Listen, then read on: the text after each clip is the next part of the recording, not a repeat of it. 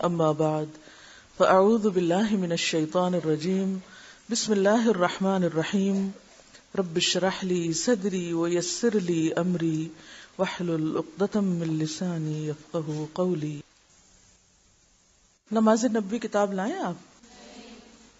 سب کتابیں لے لیجئے اور جس وقت میں پڑھاؤں تو اس وقت کتاب پر دیکھیے، قلم آپ کے ہاتھ میں ہونا چاہیے تاکہ آپ زبر زیر پیش یا ضروری وضاحت جہاں میں کروں وہ آپ نوٹ کر سکیں. تو اگر آپ کے پاس نہیں کتاب تو کم از کم دوسرے کے ساتھ شیئر کیجئے. دروشی پڑھیے دل میں، زور سے نہیں، دل میں پڑھیے ایک دفعہ، کیونکہ نبی صلی اللہ علیہ وسلم کا تذکرہ ہوگا.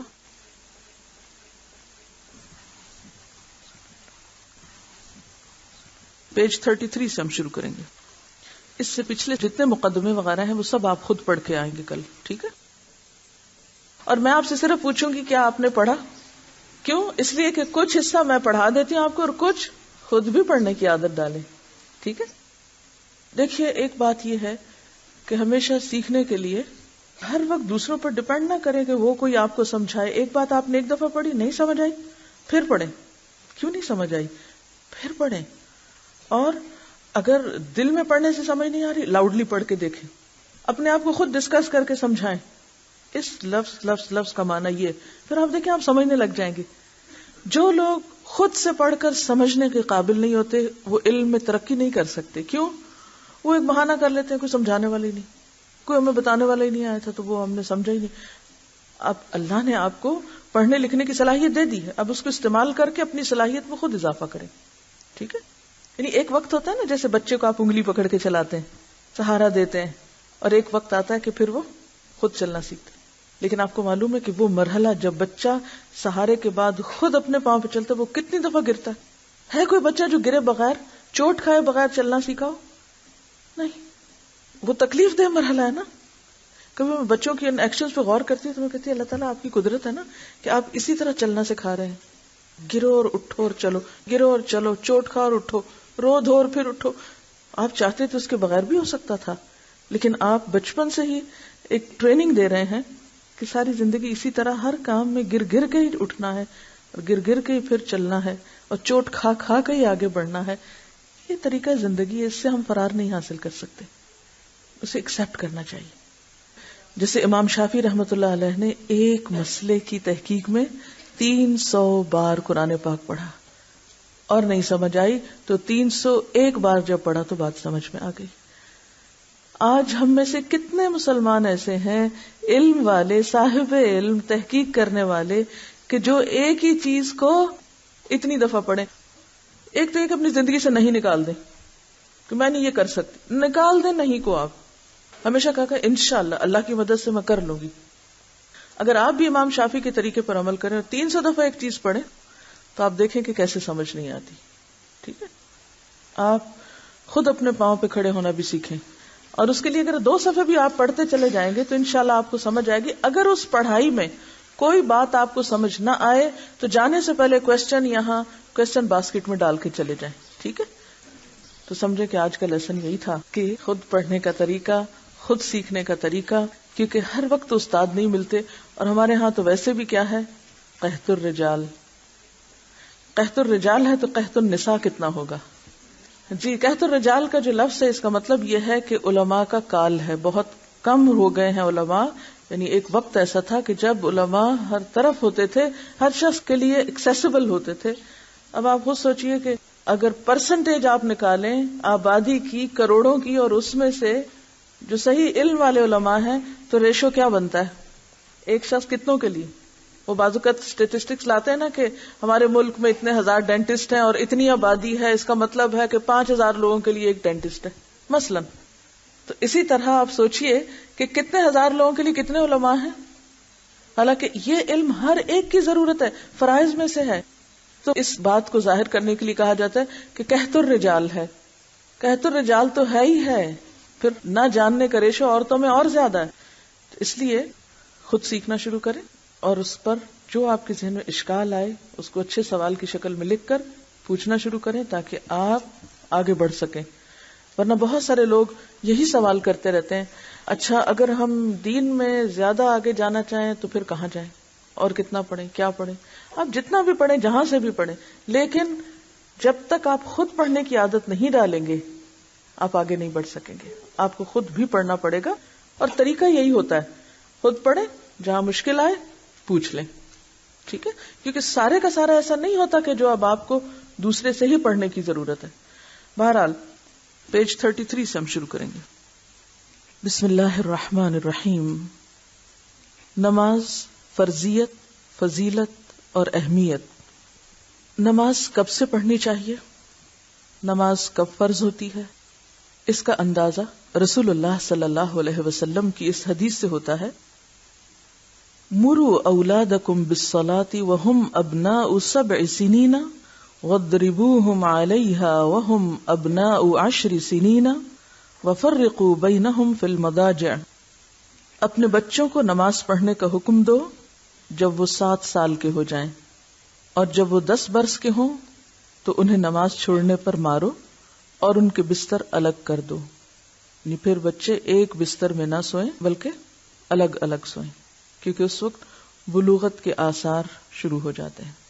تو گویا نماز کی عادت ڈالنے کے لیے 7 سال کی عمر، 3 سال کا عرصہ تربیت کا عرصہ، عادت پختہ کرنے کا عرصہ، اور پھر 10 سال کی عمر نماز کی پابندی کی عمر. دوسرے لفظوں میں فرضیت کی عمر، کیونکہ جو نہ پڑھے 10 سال کی عمر میں اسے مار کر بھی پڑھاؤ، یعنی سختی بھی کر سکتے ہو. اس حدیث میں رسول اللہ صلی اللہ علیہ وسلم بچوں کے والدین کو ارشاد فرما رہے ہیں کہ وہ اپنی اولاد کو 7 برس کی عمر ہی میں نماز کی تعلیم دے کر نماز کا عادی بنانے کی کوشش کریں، اور اگر 10 برس کے ہو کر نماز نہ پڑھیں تو والدین تادیبی کارروائی کریں، انہیں سزا دے کر نماز کا پابند بنائیں. اور 10 برس کی عمر کا زمانہ چونکہ بلوغت کے قریب ہے اس لیے انہیں اکٹھا نہ سونے دیں، کیونکہ اس میں انسان کے جو جنسی جذبات ہیں وہ ابھرنے لگتے ہیں، پیوبرٹی کا زمانہ ہے. تو گویا دوسرے لفظوں میں نماز فرض ہوتی ہے بلوغت کے ساتھ، یعنی بالغ ہونے پر. لڑکیوں میں تو واضح علامت ہے، یعنی جب پیریڈ شروع ہو جائیں، اور لڑکوں کے لیے 10 سال کی عمر جب ان میں بلوغت کے آثار شروع ہو جائیں، عموماً آواز بدلنے لگتی ہے اور کچھ اور علامات بھی. ہاں اس میں تھوڑی کمی یا زیادتی ہو سکتی، یعنی 10 سے 9 سال بھی ہو سکتے ہیں، 10 سے 11 سال بھی ہو سکتے ہیں.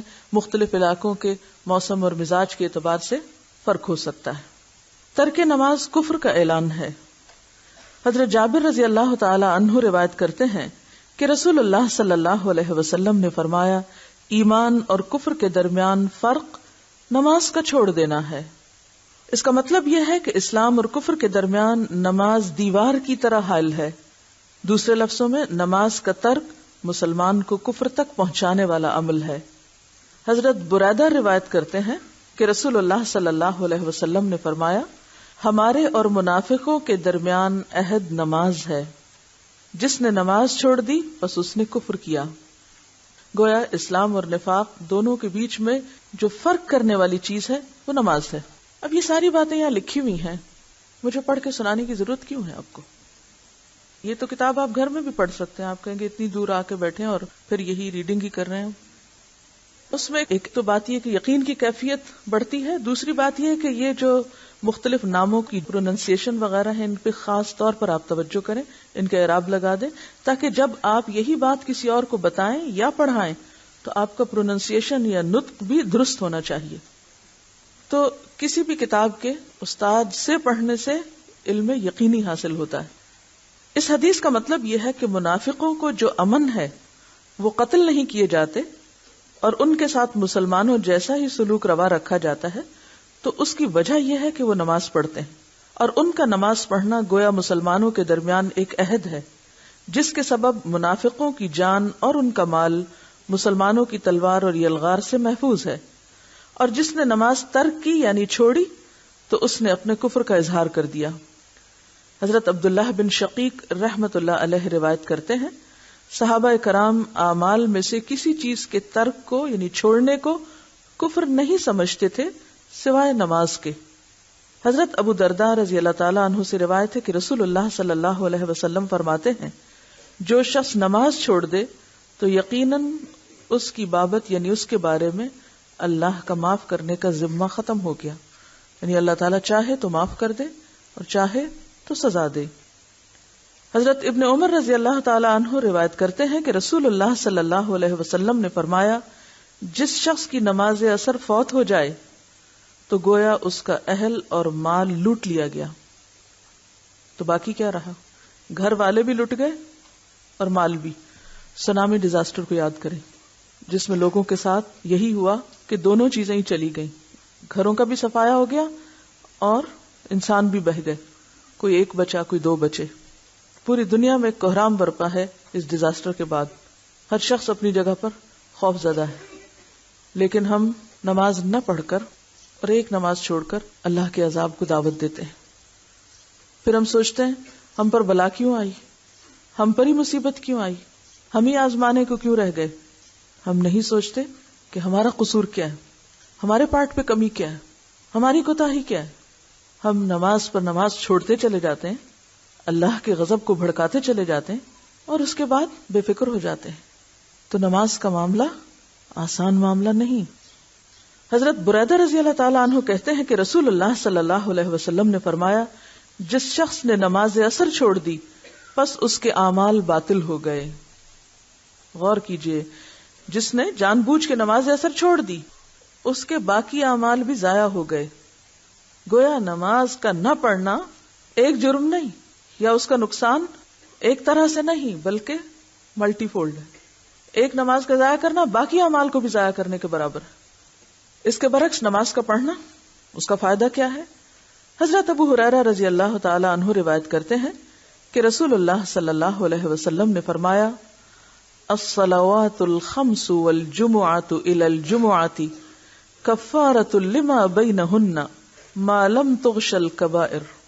5 نمازیں ان گناہوں کو جو ان نمازوں کے درمیان ہوئے مٹا دیتی ہیں، اور اسی طرح ایک جمعہ دوسرے جمعہ تک کے گناہوں کو مٹا دیتا ہے، جبکہ کبیرہ گناہوں سے اجتناب کیا گیا ہو، یعنی کبیرہ گناہ نہ کیے گئے ہوں تو صغیرہ گناہ نمازوں سے معاف ہوتے چلے جاتے ہیں۔ جس طرح وضو سے انسان کے جسم کی ظاہری نجاستیں دھلتی ہیں، اس طرح نماز سے انسان کے باطنی یا اندر کے گناہ دھلتے ہیں۔ مثلاً فجر کی نماز کے بعد جب ظہر پڑھیں گے تو دونوں نمازوں کے درمیان عرصے میں جو گناہ لغزشیں اور خطائیں ہو چکی ہوں گی اللہ ان کو بخش دے گا۔ اسی طرح رات اور دن کے تمام صغیرہ گناہ نماز پنجگانہ یعنی 5 وقت کی نماز سے معاف ہو جاتے ہیں۔ گویا 5 نمازوں پر ہمیشگی کرنا مسلمانوں کے نامہ اعمال کو ہر وقت صاف اور سفید رکھتی ہے، حتیٰ کہ انسان نماز کی برکت سے آہستہ آہستہ صغائر سے یعنی چھوٹے گناہوں سے باز رہتے ہوئے کبیرہ گناہوں کے تصور سے ہی کانپ اٹھتا ہے۔ جو چھوٹے گناہوں سے بچتا ہے، جو چھوٹی چیزوں کے بارے میں محتاط ہے، کیا وہ کبیرہ گناہوں کے بارے میں دلیر ہو سکتا ہے؟ نہیں۔ اور جب چھوٹے چھوٹے گناہ معاف ہوتے چلے جاتے ہیں تو انسان کا دل صاف ہونے لگتا ہے، انسان کی روح سے بوجھ ہٹنے لگتا ہے، پھر انسان کے اندر اور نیکیوں کا شوق پیدا ہوتا ہے اور انسان آگے بڑھتا چلا جاتا ہے۔ حضرت ابو ہریرہ رضی اللہ تعالی عنہ سے روایت ہے کہ رسول اللہ صلی اللہ علیہ وسلم نے صحابہ کرام سے فرمایا، بھلا مجھے بتاؤ، اگر تمہارے دروازے کے باہر نہر ہو اور تم اس میں ہر روز 5 بار نہاؤ، کیا پھر بھی جسم پر میل باقی رہے گا؟ صحابہ رضی اللہ عنہم نے کہا، نہیں۔ آپ نے فرمایا، یہی مثال 5 نمازوں کی ہے، اللہ تعالیٰ ان کے سبب گناہوں کو معاف کر دیتا ہے۔ حضرت انس رضی اللہ تعالیٰ عنہ روایت کرتے ہیں کہ ایک شخص نے رسول اللہ صلی اللہ علیہ وسلم کی خدمت میں حاضر ہو کر عرض کیا کہ میں نے گناہ کیا ہے، یعنی مجھ سے گناہ ہو گیا اور بطور سزا میں حد کو پہنچا ہوں، بس مجھ پہ حد قائم کریں، یعنی مجھے سزا دیں۔ ایسا کون کہنے کی جرات کرتا ہے جس کو یقین ہے کہ اگر میں یہاں چھپ بھی گیا، بچ بھی گیا، چھوٹ بھی گیا تو کل پکڑ ہو جائے گی، تو بہتر ہے آج ہی پکڑ ہو جائے، آج ہی سزا مل کے دھل جاؤں۔ یہ ضمیر کے زندہ ہونے کی علامت ہے۔ اللہ تعالیٰ کا وہ احساس اور تقوی اور خوف ہے کہ جو انسان کے اندر اس حد تک عاجزی پیدا کر دیتا ہے کہ اسے گناہوں کے اعتراف اور گناہوں کے وبال سے اپنے آپ کو چھڑانے میں پھر دیر نہیں لگتی۔ تو کہتے کہ یا رسول اللہ صلی اللہ علیہ وسلم، مجھ سے گناہ ہو گیا ہے، مجھ پہ حد جاری کریں۔ آپ نے اس سے حد کا حال دریافت نہ کیا، یہ نہیں پوچھا اچھا کون سا گناہ کیا۔ اس سے آپ صلی اللہ علیہ وسلم کا طریقہ تربیت بھی معلوم ہوتا ہے کہ وہ انسانوں کے عیبوں سے پردہ اٹھانے والے نہیں تھے، وہ انسانوں کی ذات میں اس طرح کی دلچسپی رکھنے والے نہیں تھے کہ اچھا پتہ تو چلے یہ کس قسم کا مجرم ہے۔ اتنے میں نماز کا وقت آ گیا، اس شخص نے آپ کے ساتھ نماز پڑھی۔ جب آپ نماز پڑھ چکے تو وہ شخص پھر کھڑا ہو کر کہنے لگا، اے اللہ کے رسول صلی اللہ علیہ وسلم، تحقیق میں حد کو پہنچا ہوں، بس مجھ پر اللہ کا حکم نافذ کیجیے۔ آپ نے فرمایا، کیا تو نے ہمارے ساتھ نماز نہیں پڑھی؟ اس نے کہا، پڑھی ہے۔ آپ نے فرمایا، اللہ نے تیرا گناہ بخش دیا ہے۔ یعنی اس درجہ نماز انسان کے گناہوں کو دھو ڈالنے والی، صاف کر دینے والی ہے۔ اللہ کی رحمت اور بخشش کتنی وسیع ہے کہ نماز پڑھنے کے سبب اللہ نے اس کا گناہ، جسے وہ اپنے سمجھ کے مطابق حد کو پہنچنا کہہ رہا تھا، معاف کر دیا۔ اب یہ اس شخص کی سمجھ تھی کہ وہ اسے حد کے قابل سمجھ رہا تھا، معلوم نہیں وہ حد کے قابل تھا بھی یا نہیں، کیونکہ آپ صلی اللہ علیہ وسلم نے ڈیٹیلز نہیں معلوم کی۔ حضرت ابو ذر رضی اللہ تعالی عنہ سے روایت ہے کہ رسول اللہ صلی اللہ علیہ وسلم جاڑے کے موسم میں، یعنی سردیوں کے موسم میں، خزاں کے موسم میں باہر نکلے۔ پت جھڑ کا موسم تھا۔ آپ نے ایک درخت کی 2 شاخیں پکڑ کر انہیں ہلایا تو پتے جھڑنے لگے۔ فال کے سیزن میں اگر آپ کو کبھی اتفاق ہوا ہو فال دیکھنے کا، تو اس طرح ہوا کے جھونکے سے بھی پتے ایک کے بعد ایک بارش کے قطروں کی طرح ٹپک ٹپک کے نیچے گر رہے ہوتے ہیں بغیر کسی تکلیف کے۔ آپ نے فرمایا، اے ابو ذر، میں نے کہا، اے اللہ کے رسول، حاضر ہوں۔ آپ نے فرمایا، مسلمان جب نماز پڑھتا ہے اور اس کے ساتھ اللہ کی رضا چاہتا ہے تو اس کے گناہ اس طرح گرتے ہیں جس طرح اس درخت کے پتے جھڑتے ہیں، جس طرح اس درخت کے پتے جھڑے ہیں۔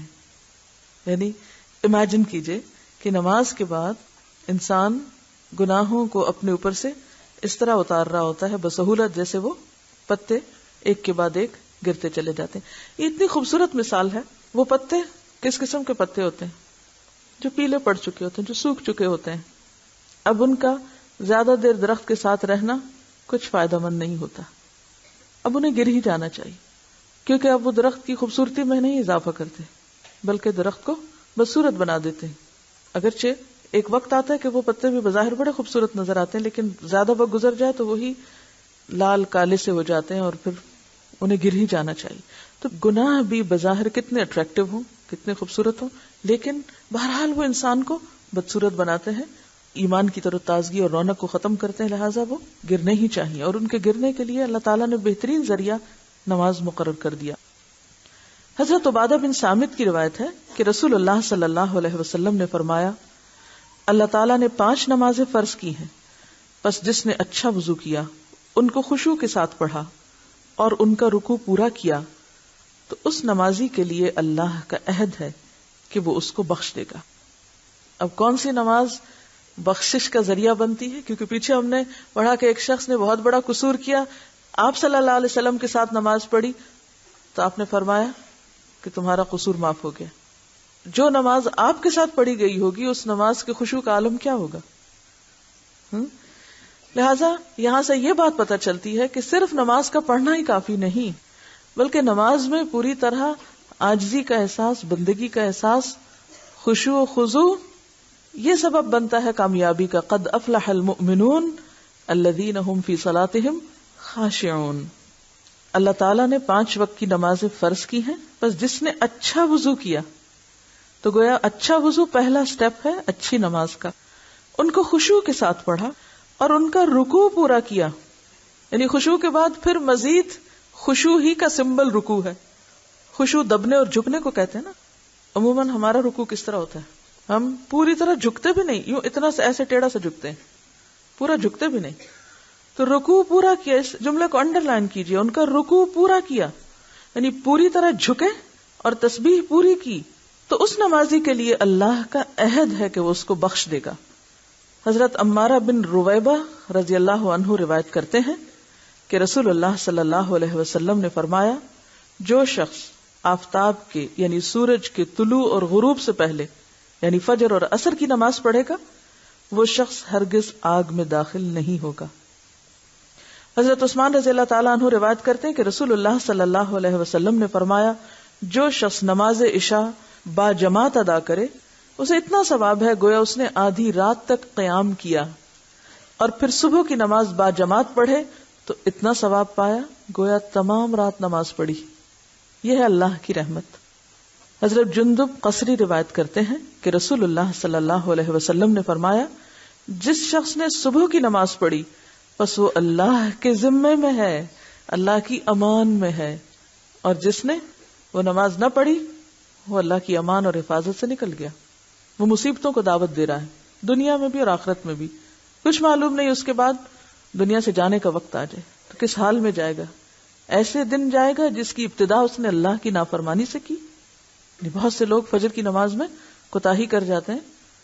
تو بات یہ کہ فجر کی نماز چھوڑنا اللہ کے عہد، امان اور حفاظت سے باہر نکلنا ہے. ہم میں سے ہر شخص چاہتا ہے نا کہ وہ پوری پروٹیکشن میں ہو، اسے کوئی نقصان نہ ہو، اسے کوئی تکلیف نہ پہنچے. لیکن اس چاہت کے ساتھ وہ دن کا آغاز کس طرح کر رہا ہے، اسے اپنے پارٹ پہ بھی سوچنا چاہیے.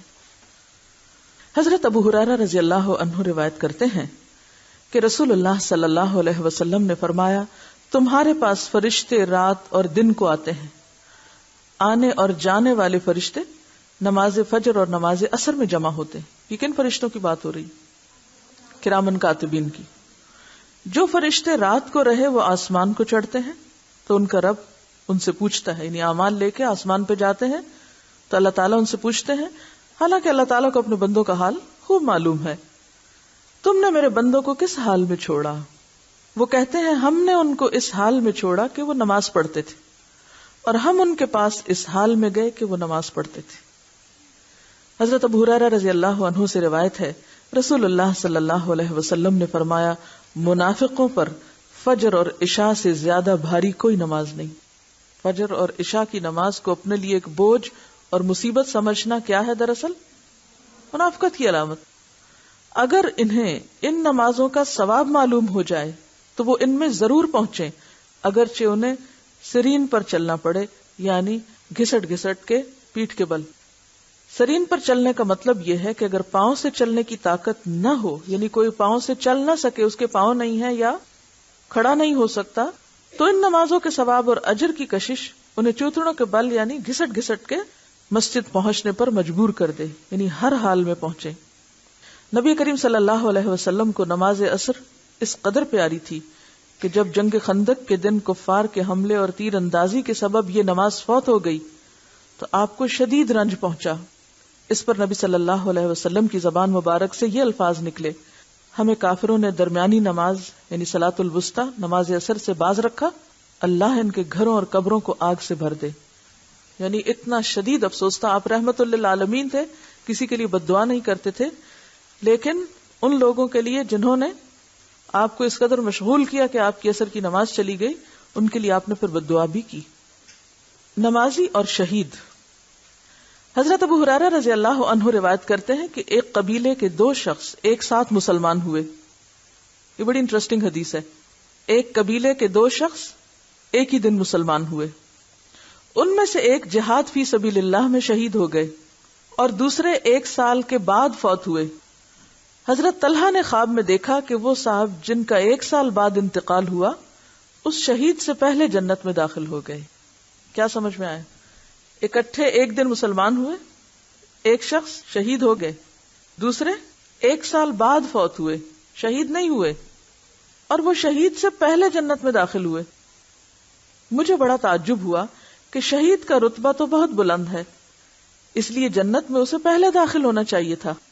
میں نے خود ہی رسول اللہ صلی اللہ علیہ وسلم کی خدمت میں عرض کی، یعنی اس تقدیم و تاخیر کی وجہ پوچھی، تو آپ نے فرمایا جس شخص کا بعد میں انتقال ہوا کیا تم اس کی نیکیاں نہیں دیکھتے کہ کس قدر زیادہ ہو گئی؟ کیا اس نے 1 رمضان کے روزے نہیں رکھے اور سال بھر کی فرض نمازوں کی 6000 اور اتنی رکعتیں زیادہ نہیں پڑھی؟ اب آپ خود سوچئے کہ اگر ایک شخص 1 سال میں وقت کی پابندی کے ساتھ نماز ادا کرتے ہوئے اتنی نیکی کما لیتا ہے تو وہ شخص جو یہ کام نہیں کرتا وہ کتنا بڑا اپنا نقصان کر رہا ہے، کس قدر لوزر ہے. ہم نے ایک بات پڑھی تھی کہ ہم اس کورس میں کچھ اخلاق اور عادات اپنائیں گے جن میں سے ایک شیئرنگ بھی ہے، دوسروں کی خیرخواہی، دوسروں کے ساتھ دوستی، ہمدردی اور ان کی بھلائی کے لیے کوشش کرنا. میں آپ سے یہ چاہوں گی کہ بطور ہوم ورک جو لوگ گھروں سے آئیں وہ اس حدیث کو کسی نہ کسی کے ساتھ شیئر کریں، چاہے اپنے بچوں کے ساتھ، چاہے شوہر کے ساتھ، چاہے ٹیلی فون پر، چاہے کہیں بھی. اور جو لوگ ہاسٹل میں رہ رہے ہیں وہ ایک عدد خط اپنے گھروں کو لکھیں اور اس حدیث کو لکھ کر ان کے ساتھ شیئر کریں، کیونکہ یہ بہت زیادہ انکریجنگ اور انسپائرنگ حدیث ہے کہ چھوٹی سی نیکی کو بھی حقیر نہیں سمجھنا چاہیے. اچھا، اب آپ شیئر کیسے کریں گے؟ اچانک گھر جائیں گے اور بیگ کھولیں گے، وہ میرا ہوم ورک ہے، ٹھہر جائیں. کدھر ہے؟ بیٹھو بیٹھو، جلدی سے سن لو، میں ہوم ورک ختم کر لوں. حضرت ابو ہریرہ روایت کرتے ہیں کہ ایک قبیلے کے 2 شخص ایک ساتھ مسلمان ہوئے. ایسا کریں گے؟ کیا کریں گے؟ کوئی بتائے طریقہ. جی، ماحول کیسے کریٹ کریں گے؟ جب ہم گھر جاتے ہیں نا تو گھر والے ضرور پوچھتے ہیں اچھا آج کیا کیا. پتہ نہیں آپ لوگ آپس میں شیئر کرتے ہیں کہ نہیں باتیں. اکثر گھروں میں یہ ہوتا ہے کہ جب گھر والے اکٹھے ہوتے ہیں تو ایک دوسرے سے پوچھتے ہیں اچھا آج کیا کیا، آج کیا ہوا. اچھا کوئی نہ بھی پوچھے تو ہم کہتے ہیں پتا آج کیا ہوا. جسٹ ٹیک اٹ نیچرل، بالکل نیچرل وے میں. اور پھر آپ دیکھیں کہ اس سے پہلے اس حدیث کو 3 دفعہ 4 دفعہ 5 دفعہ رستے میں ہی پڑھ کے اپنے دل میں بٹھا لیں. ریڈ آؤٹ نہیں کرنی، اپنے آپ کو پہلے سنائیں. کیا پوری یاد ہو گئی؟ کیونکہ غلط بھی نہیں کوٹ کرنی.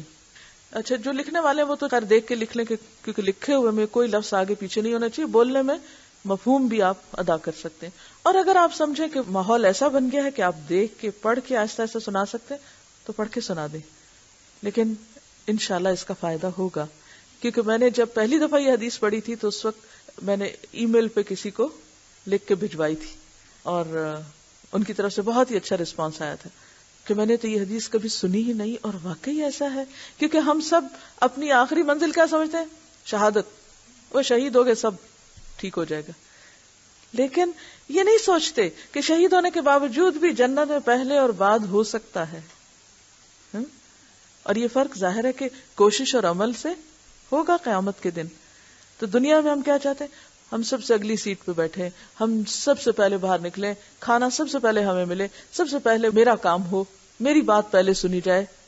لیکن جنت کے بارے میں سوچتے ہی نہیں کہ پہلے میں پہنچوں. اور اگر واقعی پہنچنا چاہتے ہیں تو پھر کچھ کرنا پڑے گا، کیے بغیر نہیں. جنت محض آرزوؤں اور تمناؤں سے نہیں ملتی، کچھ کرنے سے ملتی. بہرحال یہی قصہ حضرت طلحہ بن عبداللہ خود ذرا تفصیل سے بیان کرتے ہیں. حضرت طلحہ کہتے ہیں کہ میں نے صبح لوگوں کو اپنا خواب سنایا. سب کو اس بات پہ تعجب ہوا کہ شہید کو جنت کی اجازت بعد میں کیوں ملی، حالانکہ اسے پہلے ملنی چاہیے تھی. لوگوں نے رسول اللہ صلی اللہ علیہ وسلم سے دریافت کیا. آپ نے فرمایا اس میں تعجب کی کوئی بات نہیں، کوئی حیرانی کی بات نہیں. یعنی بیسیکلی یہ حدیث خواب پر مبنی ہے، لیکن ریکٹیفائی کہاں سے کرایا گیا؟ آپ صلی اللہ علیہ وسلم سے. خواب دیکھا کس نے تھا ذرا یہ بتائیے؟ طلحہ نے. انہوں نے یہ خواب لوگوں کو سنایا، لوگ بڑے حیران ہوئے. تو اس پر کیا ہوا کہ لوگوں نے رسول اللہ صلی اللہ علیہ وسلم سے دریافت کیا. آپ نے فرمایا اس میں تعجب کی کوئی بات نہیں. بتاؤ کیا بعد والے شخص نے 1 سال عبادت زیادہ نہیں کی؟ اس نے 1 رمضان کے روزے نہیں رکھے؟ اس نے 1 سال کی نمازوں کے اتنے سجدے زیادہ نہیں کیے؟ سب نے عرض کیا جی ہاں اللہ کے رسول. تو آپ نے فرمایا پھر تو ان دونوں کے درمیان زمین و آسمان کا فرق ہو گیا. بس آج کے لیے اتنا ہی کافی ہے. سبحانک اللہم و بحمدک نشہد ان لا الہ الا انت نستغفرک و نتوب الیک.